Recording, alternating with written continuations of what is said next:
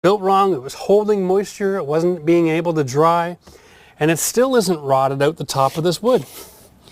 Like, that can still hold a screw. That's amazing.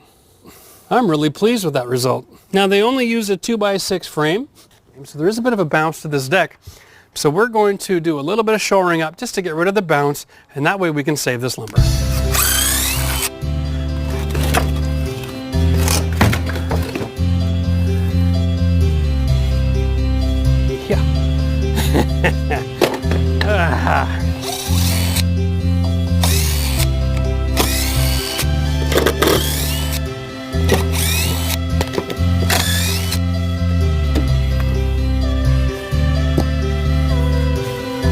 Knew that was coming, eh?